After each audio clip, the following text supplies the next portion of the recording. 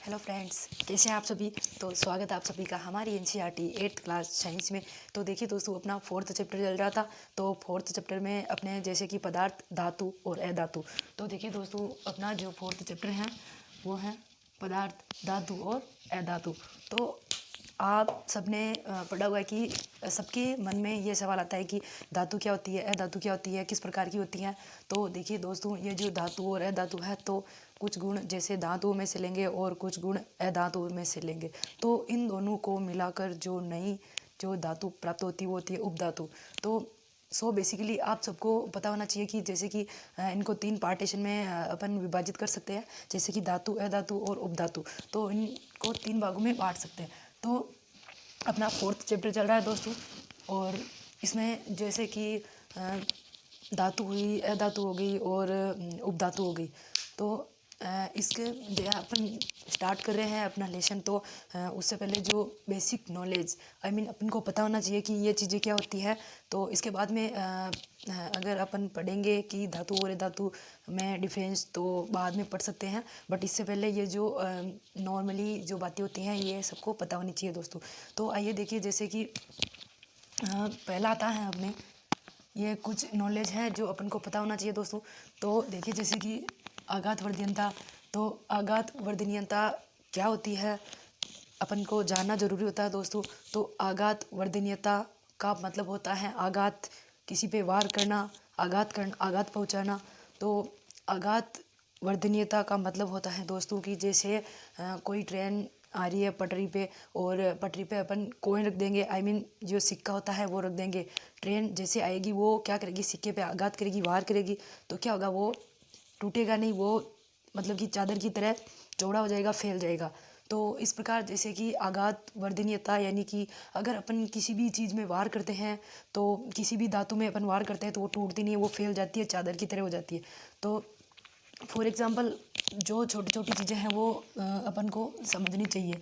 तो आघात वर्धनीयता यानी कि धातु का वह गुण जिसके कारण उन्हें पीट पीट कर चादरों में परिवर्तित किया जा सकता है। उन्हें तोड़ा नहीं जा सकता है, उन्हें फैलाया जा सकता है, चादरों की तरह किया जा सकता है, बट उनको तोड़ा नहीं जा सकता है।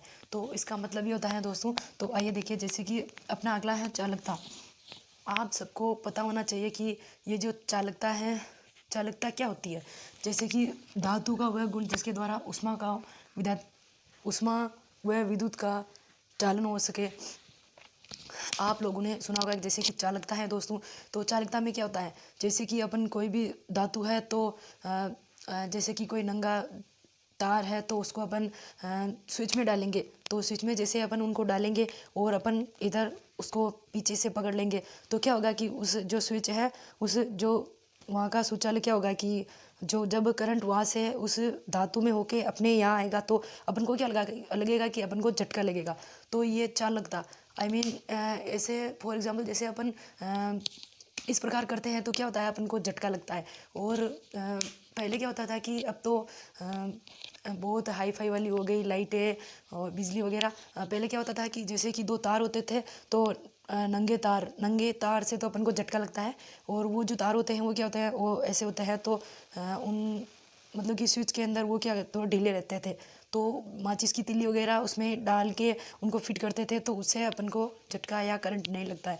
तो इस प्रकार देखिए, जैसे कि चालकता धातु का वो गुण जिसके द्वारा उष्मा व विद्युत का चालन हो सके।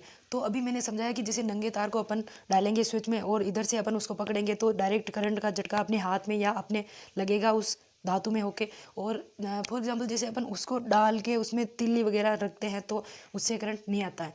तो इसके बाद देखिए अगला, जैसे कि तन्यता। आपने पढ़ा होगा कि तन्यता क्या होती है।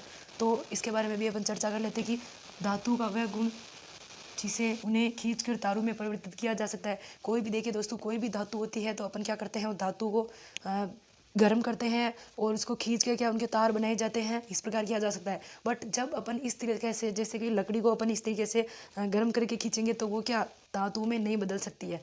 तो ये होती है तन्यता। और इसके बाद देखिए, जैसे ध्वनिक।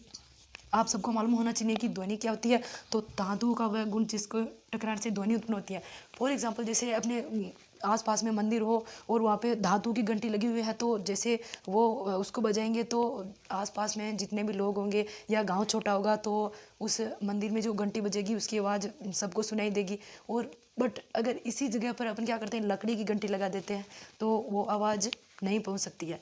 तो इस तरीके से ध्वनि, देखिए जैसे कि धातु का वह गुण जिसके टकराने से ध्वनि उत्पन्न होती है वो क्या हो जाएगी, इसकी ध्वनिकता। देखिए चमकीला, आप सबको पता होना चाहिए कि आघात, वर्धनीयता, चालकता, तन्यता और ध्वनिक और चमकीला, जितनी भी धातुएं होती हैं क्या दोस्तों, वो जो धातुएं जितनी भी धातुएं होती हैं वो क्या होती है, चमकीली होती है। धातु होती है वो चमकती नहीं है। तो अपन इसके बाद में जैसे कि थोड़ा बहुत मतलब कि चर्चा कर लेते हैं कि धातु और अधातु में क्या डिफरेंस होता है। तो नॉर्मली सी बात है दोस्तों कि अधातु तो वो होती है जो अपन ने अभी पढ़ी थी, जैसे कि आघात, वर्धनीयता, चालकता, तन्यता, ध्वनिक, ये किस में होती है, अधातु में होती है। अधातु में होती हैं ये सब चीज़ें। तो हाँ, एक छोटा सा टॉपिक था जो मैंने आपको अभी समझा दिया, और कल स्टार्ट करेंगे आगे। तो अभी के लिए ये काफ़ी है।